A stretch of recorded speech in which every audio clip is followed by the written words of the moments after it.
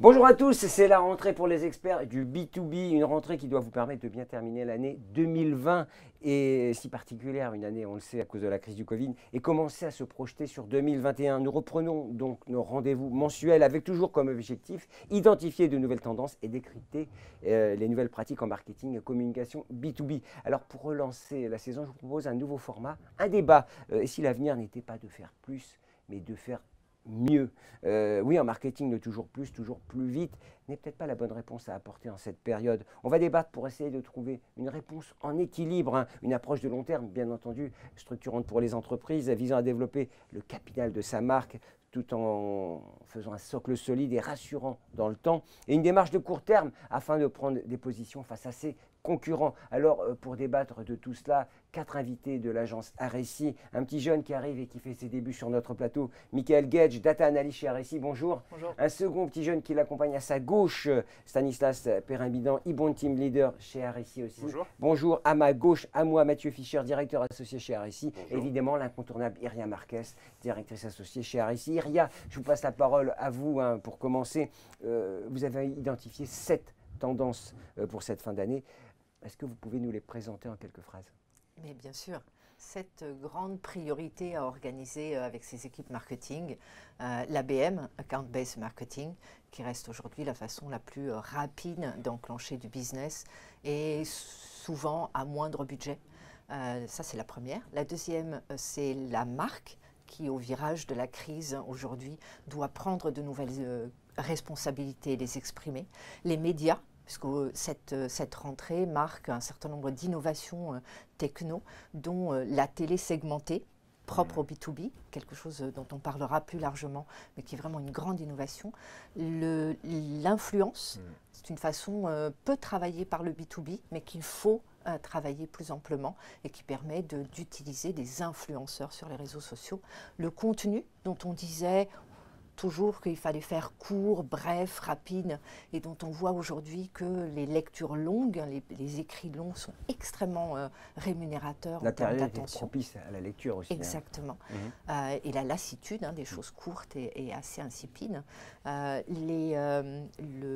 data, qui sûr. est évidemment La clé. que j'ai particulièrement à cœur et qui est aujourd'hui un moyen trop peu utilisé pour aider les équipes marketing à bien piloter et à bien prioriser à la fois en termes d'efficacité. On est mature sur la data? On peut dire qu'on est mature? Non. Pas encore. Non, pas encore. Je vous préviendrai. D'ailleurs avec RSI.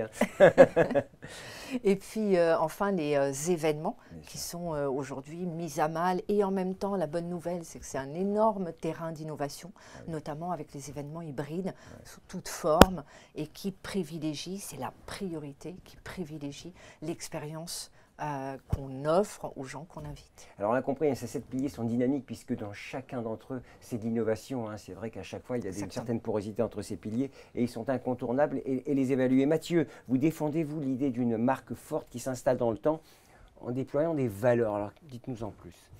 Alors en fait, c'est assez simple, c'est-à-dire que nous chez RSI, en tant qu'agence B2B, on s'occupe de cycles de vente qui sont souvent assez complexes.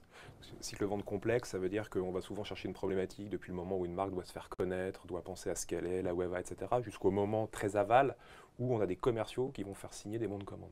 Donc on s'occupe un petit peu de tout ce qu'on appelle ce funnel, ce journey.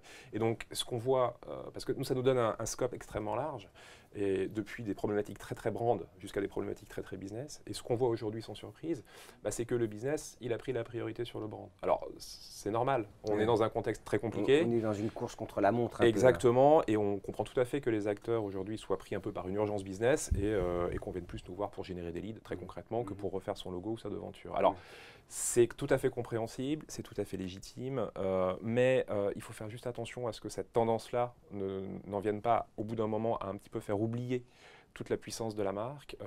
2 points, à mon avis, qu'il faut avoir en tête. Le premier point, c'est qu'on n'est jamais aussi meilleur en perf tout en bas de la chaîne que lorsqu'on a une marque forte au début.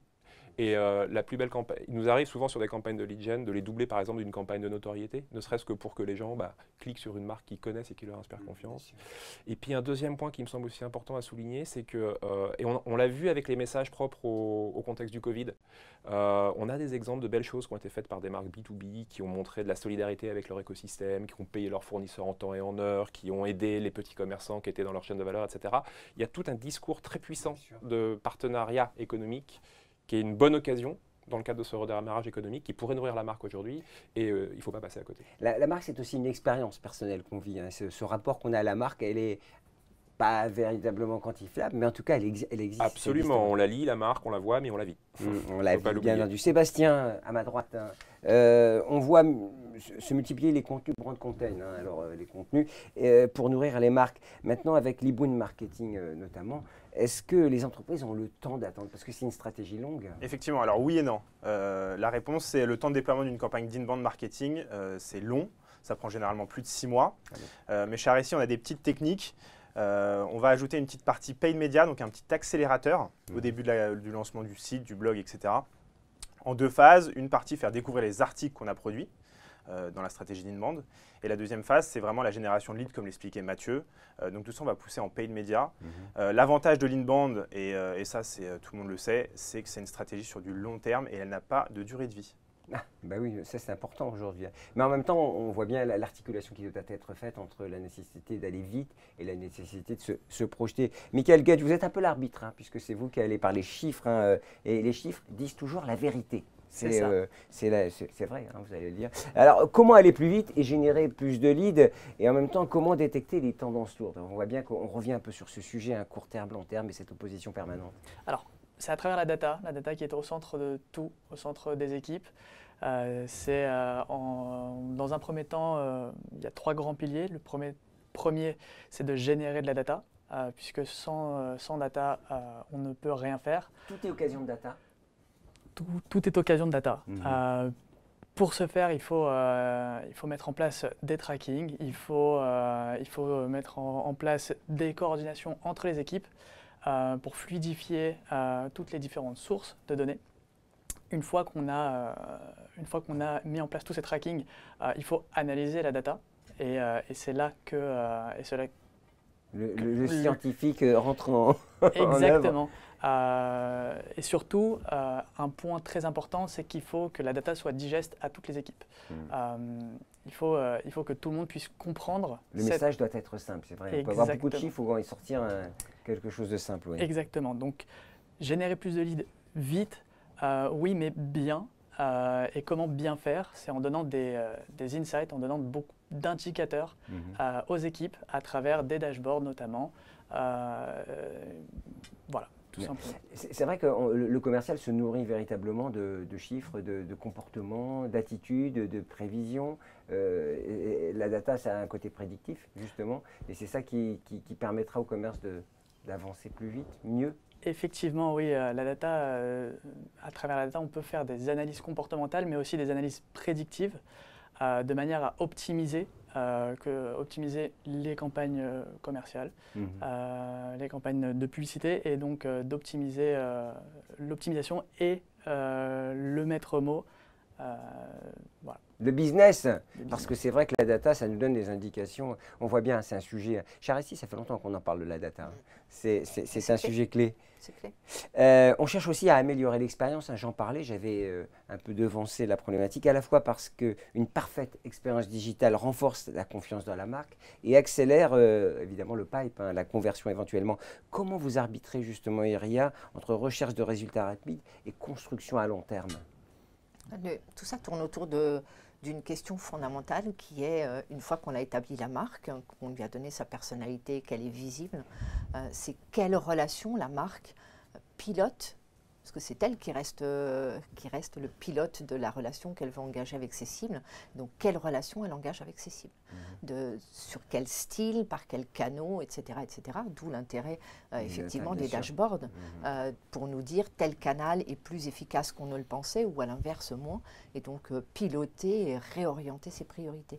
L'expérience aujourd'hui, ce qu'on appelle l'expérience client, qui commence bien avant qu'un contact soit notre client, l'expérience client, elle a été complètement cristallisée par le Covid et notamment par le confinement, où les individus ont fait monter un critère émotionnel extrêmement haut dans le rapport aux marques, y compris en B2B, parce qu'il y avait une dépendance à ce moment-là. Et donc aujourd'hui, ça nous challenge d'autant plus à trouver à la fois sur le long terme des expériences globales, le parcours de conversion le plus fluide, et à la fois sur chacun des items, chacun des points de rencontre, à aller fine-tuner des éléments qui sont à la fois l'UI, c'est-à-dire la façon dont un support digital est créé, et de façon plus globale, comment il l'amène à l'étape suivante.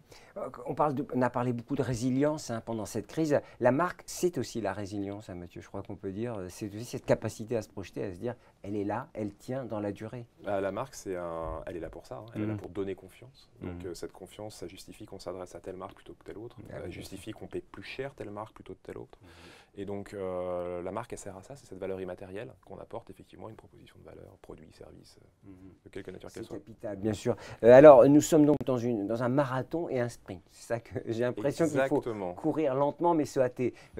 Comment on fait, Mathieu?